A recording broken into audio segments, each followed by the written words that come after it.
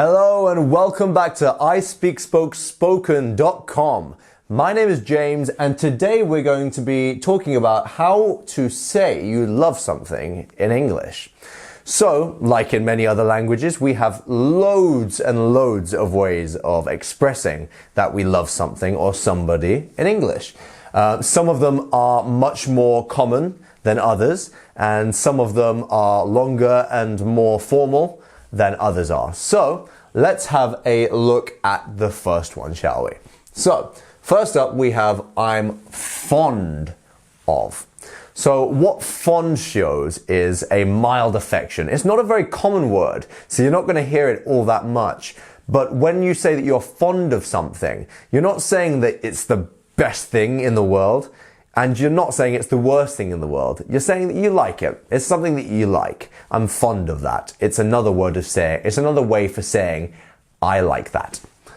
Absolutely. So now let's move on to I like, which, as I just said, is a synonym for fond, pretty much. So I like, so it's a general positive feeling, and it's much more commonly used than fond and some of the other ones that you see here.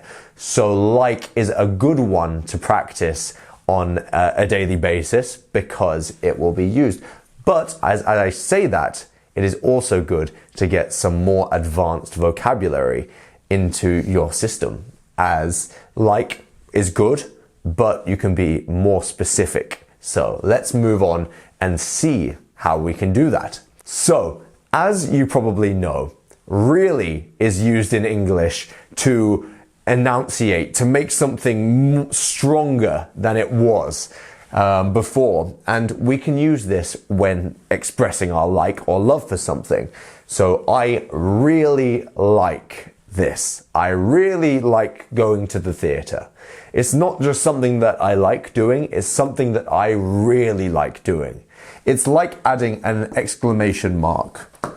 It's like adding an exclamation mark at the end of the sentence. Fabulous. And what I would say is that really is good, but you don't want to always use it. As I said with like, it's not something that you want to overuse, because there are other better ways of being more precise when speaking. And let's look at some of those, shall we? I'm really fond of. Like I said here with fond, I'm really fond of. I like it even more. It's a deeper level of liking something. You really like that thing. I'm really fond of it. So similar to I really like. Next up, we have I adore. So some of you French speakers out there will recognize this word. And you will recognize this from the French word j'adore, which is actually where this word comes to English from, as this means to love something, to really love something. So it's a synonym for to love. And if you don't know what the word synonym means when two words are, when two words mean the same thing. So perfect. So I adore. I really love that thing. I think it's great.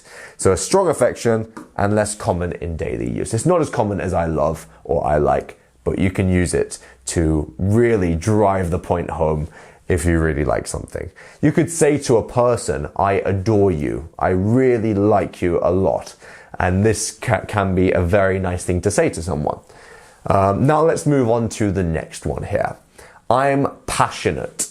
I'm passionate means that you have a strong emotional involvement in something. So maybe you're passionate about a thing, a hobby. So you might say, I'm passionate about football. Like you watch football on a daily basis, so you're passionate. You have a lot of passion in that subject. And we would use this quite often, actually, when we're talking about that. I cherish. I cherish is a lovely thing to say about something, because you could say, I cherish the time that we spend together. I cherish the moments here. So yes, deep value and care. Like I really care for that time, so I want to make the most of it. And we would use this for that. Once again, it's not as common, but it's also a lovely thing to say, and actually people will really see that as advanced English if you were using these things. I'm crazy about. I like this one. I think this is a good one. So you could actually say to a person, oh, I'm crazy about you. Or you could say, I'm crazy about a subject or something like this. It just means that you really think it's amazing. I'm crazy about it. I'm like, I can't stop thinking about it. As we said here, a very strong emotion, and it's somewhat informal. It's not something that you would say in a job interview if they said, oh, how much do you like doing your job? You wouldn't really say, oh, I'm crazy about it. What's your, yeah, you'd probably say, oh, yes, I really like it. I think it's great. Or something a bit more formal. Next up, we have, I'm enamored with. This is when you're deeply in love with someone or something, and it's often used in a more romantic context. So to be enamored means to be like, you can't see anything but love for that thing. You are completely in love with that thing. I'm enamored. Next up, I absolutely adore. So like really, we use absolutely. And absolutely is even stronger than really, I would say. Absolutely means like 100%. So I absolutely adore. And yes, so with a strong affection, I would say, as I said, even stronger than really. Next up we have I love. And as you know, and as we've already said, I love means that we more than like something, I would say. We love that thing. You can love a person. You can love a thing. I love that. And it's a stronger way of saying that you like something. And if you like something even more than just saying, I like that. So as you can see, on the board here, we have bits in red. These bits are words that we think it's very helpful for you to practice. And that's because they're words that are quite often mispronounced. So we're going to go through them together, and I will say them, and then I want you to repeat them, and then we will go through each one. So let's see. Number one, I'm fond. Fond. You go? Good job. Next up, like. Like. Okay, guys, keep repeating, because the only way that you're going to get them is if you just keep repeating. So just keep practicing and you will get it. Even if you're not getting it right now, just keep going. Next up, really, really. It's almost going this way. Really, really, really. You got it. All right, next up, adore. Adore. It's almost like you're saying a door. Can't write today. There we go. It's almost like you're saying a door as one word. So adore. Adore. There we go. All right. Next up we have passionate. Passionate. If you want to repeat, passionate. Good job. Next up, cherish. Cherish. Cherish. Can't say that one without a smile on my face. Next up, we have crazy. Crazy. Good job. One more time. Crazy. Great. Keep on repeating. Keep on repeating. And next up, about. About. One more time. About. Great. Great job. Great job, guys. Next up, we have enamored. Enamored. That's this one here. Enamored. It's not enamored or enamored. It's enamored. Enamored. You go? Enamored. Fabulous. Good job, guys. Next one, we have absolutely. Absolutely. Absolutely. And you can say them with even more gusto and just kind of say them as wildly as you can. Absolutely, because when you do this, you're going to actually remember it a lot better. So just keep practicing and don't be worried about looking silly, because you don't. And actually, the more you do it, the better your English pronunciation will be.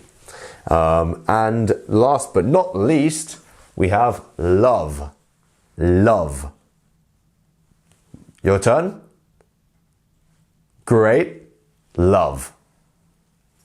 All right, so before we move on, I want to tell you, if you look at the top right-hand corner of the video, you will see a little I symbol. And if you click on that, you will get all of the resources that you can see behind me. And you can get them all up there, and you can follow along in your own time, and you can also follow along now if you want it in that form as well.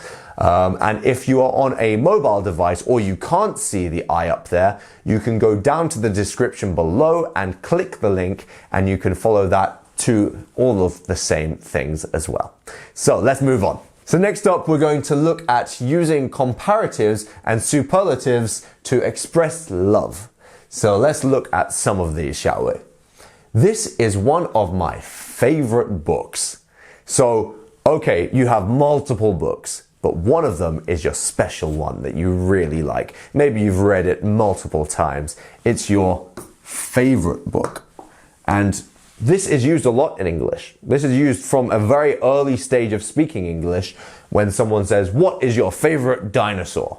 You know, like this is something that is used a lot, and we quite often like to know what people's favorite things are. So it's a good speaking topic, and it's a good thing to know how to use. So when someone asks you about your favorite thing in a certain topic, you will then tell them what your favorite thing is, and that is how you will answer that. But yes, here, this is one of my favorite books. Next up, that was the best meal of my life. So the best means like there's nothing that has beaten that. It is the top. It's at the top of the tier list. It is the best meal of their life. The best one. All right. She is the best singer I've ever heard. So here we're doubling down. So we've still got the best, and now we're going to say that they've never heard anyone better. So the best singer I've ever heard in their life. And they may be using this as an over-exaggeration, but this is a good way of exaggerating that something is the best that you've ever seen. You see?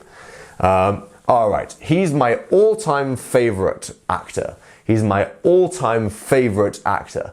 It's like over time, no matter what day and age, maybe hundreds of years ago, you could still be talking about an actor from then, but you're saying that out of all actors, they're the best in all time. You see? Great. And this is a good one to use when you're talking about films, you're talking about actors, you're talking about footballers, because then you can say that they're the best one that has ever lived. Next up, this is the most beautiful place on earth. And yes, we use most when we want to talk about how something, once again, is at the top. It's the best. It's the best. It's the best. It's the most beautiful place on earth. There's nothing more beautiful than this place on earth. The most beautiful place. Okay. And here we've got, it's one of the greatest movies ever made. Once again, greatest. Nothing beats it. It's the greatest. And some of these, as I said, are used more commonly than others. Quite often, these ones are quite common, actually. Like within this list here, we have quite a few common ones, and they're used in common speech. So they're very good to learn and practice. Let's now look at number 3, describing what makes you love something.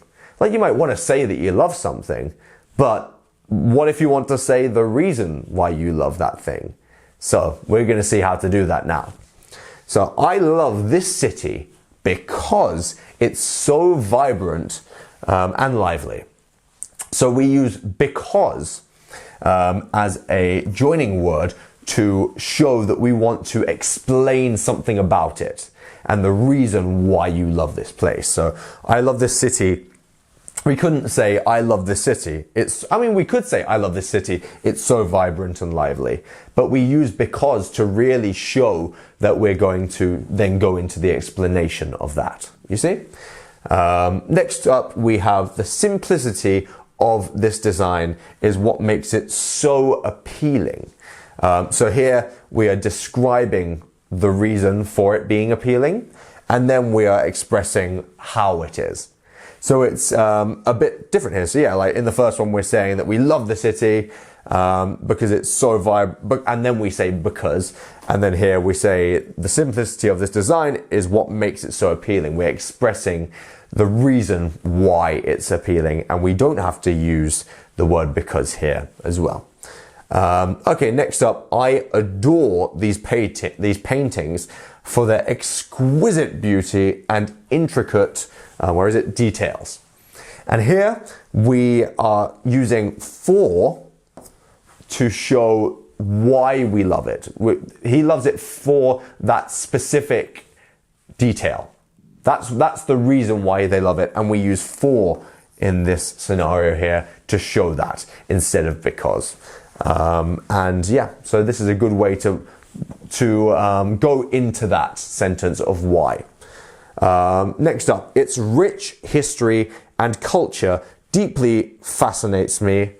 Its rich history and culture deeply fascinates me. So we use this one when we are saying, like, this is a reason to why it fascinates them. So we are going to express at the end that it fascinates me, and then at the beginning we're expressing why. You see? So it's actually almost the other way to how we have expressed this before. I appreciate its uniqueness and charm. So when we are saying how we appreciate something, we're saying about how we like how they've done something. We really think that they did it right. We appreciate it. So I appreciate the uniqueness and charm. And last but not least, the dedication and skill involved are truly inspiring. So here, the dedication, meaning that someone has really worked hard for something, and skill, meaning that they're very good at what they do, is truly inspiring. And we've just expressed why it's inspiring, because they have dedication and skill. Now let's have a look at some of the words that we have on this slide here. Let's look at this one first. Heard. Heard. You'll go? Heard. Okay. Next up. Favorite. Favorite. Absolutely perfect, guys. And if you're not following along, just keep trying. Keep following along. And if you can't speak out loud, say it in your head and you will get it. Okay. And next up we have this word here. Most. Most. Absolutely amazing, guys. I'm super proud. Okay. So here we have this word. The place that we all live. Earth. Earth. Remember that f sound at the end? We're taking the tongue, putting it against the top teeth, and blowing air through. Earth. Good job. Okay, and here we have the greatest. Greatest. Greatest. Can't help but saying it without feeling proud. The greatest. Good job. Next up. I love the city because it's so vibrant. Vibrant. Vibrant. Good job. Here we go. What is this word here? We have design. You'll go? Good job. Design. Design. Okay. Next up we have adore. Adore. Remember, as I said, it's almost like you're saying a door. Adore. Adore. You got it. And next one we have exquisite. I love this word. And it's your go. Exquisite. Very good. Here we have intricate. Intricate. Your go? Intricate. Perfect. Nice one. Next up we have the word rich. Rich. Your go? Fabulous. Here we go over to history. History. You? History. Your go one more time. Amazing. Amazing. Okay. Here we go over to deeply. Deeply. Fabulous. Fascinate. Fascinate. Great. We have the word appreciate. Remember, we don't say appreciate or appreciate. Appreciate. Appreciate. You go? Very good. And here we have, if I can see it, okay, uniqueness. Uniqueness. Good job. Good job. And here we have dedication. Make sure you get that dedication. Dedication. One more time. Dedication. Keep practicing that because if you get that, you'll get the whole word because it all flows from that dedication. And that's how you'll sound much more like a native while saying that word. Next up we have, last but totally not least, we have truly inspiring. Inspiring. Not inspiring or inspiring. We have inspiring. One more time. Inspiring. Amazing. Next up, we're going to be looking at expressions for different contexts. So if we're talking quite casually, we might say, I'm totally hooked on this TV show. So a hook is this thing that people catch fish with. Maybe someone, and when you're saying that you're hooked on a TV show, it means that you can't stop watching it. I'm hooked on that TV show. I cannot stop.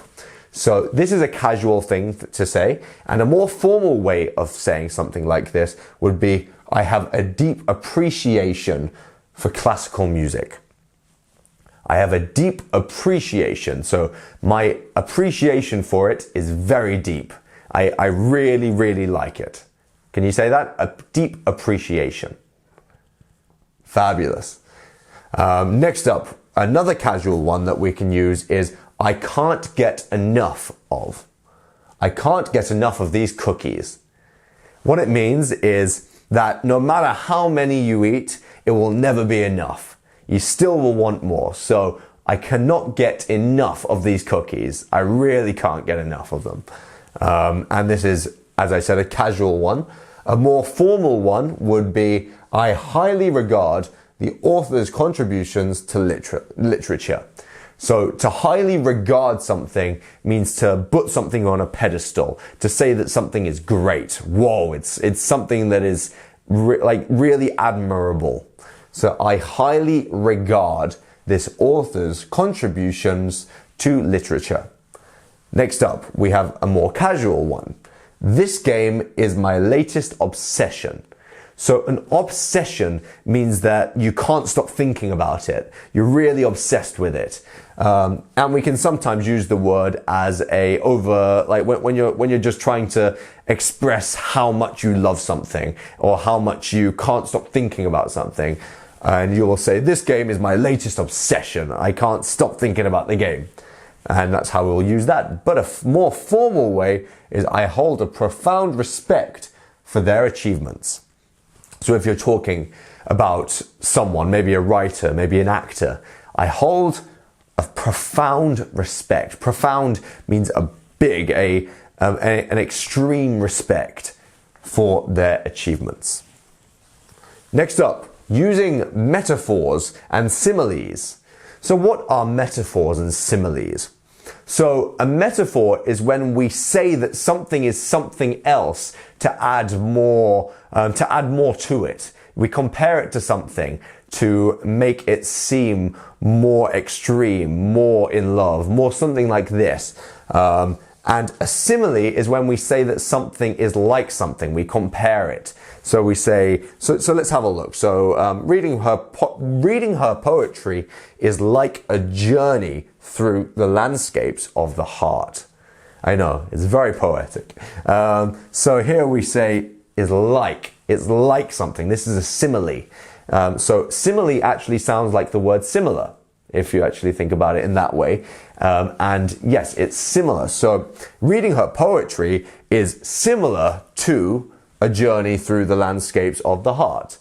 So you are painting a picture of something that it is similar to. You see? Next up, his passion for gardening is a beacon of light in his life.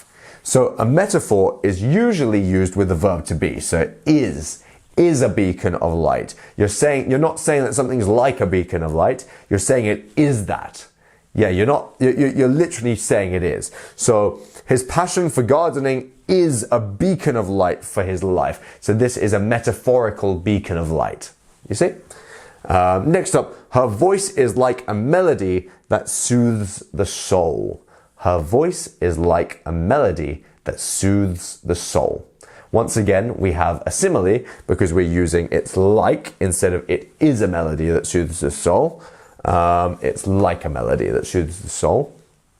But what we're saying is that her singing voice or her speaking voice bears similarities to the idea of a melody, of something soothing the soul. You see? And it's not actually doing that. It's like, you shouldn't take these literally, but they're used to emphasize how great something is or how much something does something. You see? And next up, we would say their friendship is a treasure chest full of precious memories.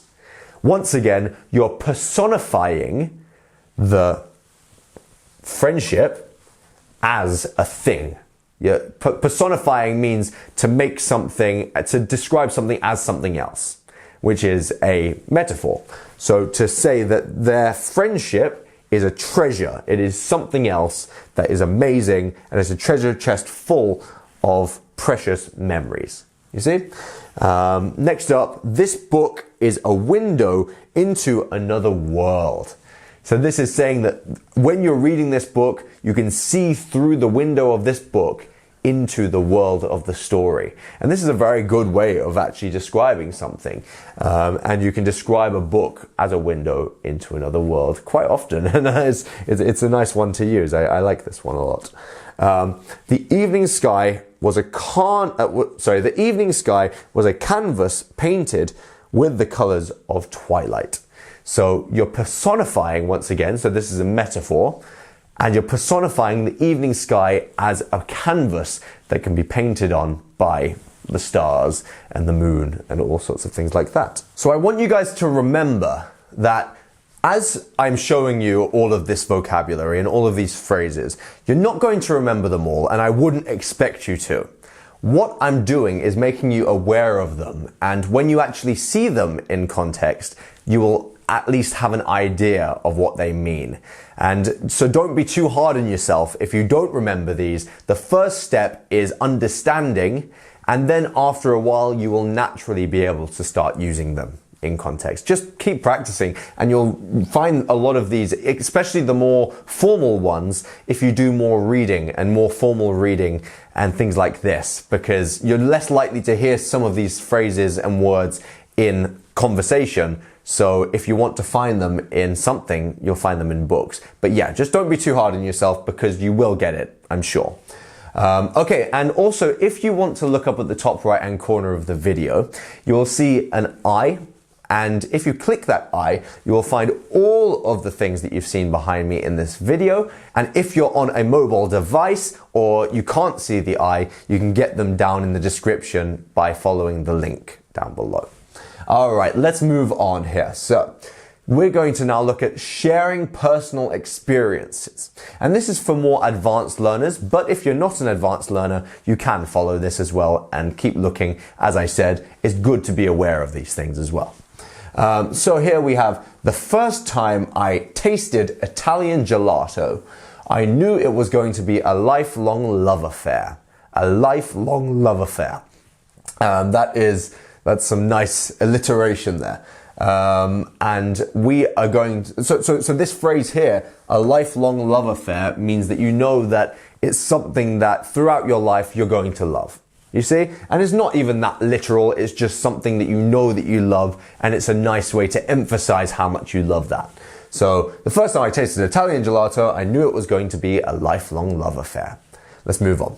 So watching the sunset from the hilltop was an experience I'll cherish forever. It reminded me of the beauty life offers. I'll cherish forever is something that actually you will hear in conversational English quite often. It's something that you say, oh, I will cherish those memories forever.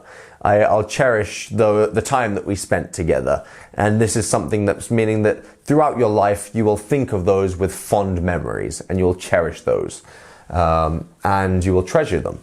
Next up, my visit to the ancient ruins felt like stepping back in time. So felt like stepping back in time means that you've gone to somewhere that looks old-fashioned or looks like it could have been from back in a long time ago. And I mean, in this case, the ancient ruins, they've stayed the same way that they were back in the olden days, which means it felt like you were stepping into another time. And we would use the phrase, felt like stepping back in time. Next up, discovering that hidden cave was like finding a secret garden. So yeah, like stepping back in time, this is what we're saying is that it's like, once again, a simile, is like finding a secret garden. It's like finding something very nice and very cool to be part of, you know? Okay, the moment I stepped onto the stage, I felt an indescribable connection. So the person loves being on stage and they felt a connection with the stage that is indescribable. So if something is describable, then it's something that you can describe. You can say what it's like. But their emotions in this situation are so strong that they can't even describe it. Let's have a look now at completing the marathon was a testament to my love for running and self-discipline. So a testament means that it proves something. It is due to that you were able to do that. It proves that you were able to do it for a reason. So completing, the reason why they were able to complete the marathon was because of their love for running and self-discipline. All right, guys, so I hope you enjoyed the video. And once again, as I said, you probably aren't going to remember everything that I've said here, but that's okay. And just keep watching it, keep practicing, keep reading, and your best learning happens when you're having fun. So my name is James. We've been ISpeakSpokeSpoken.com and joyfully...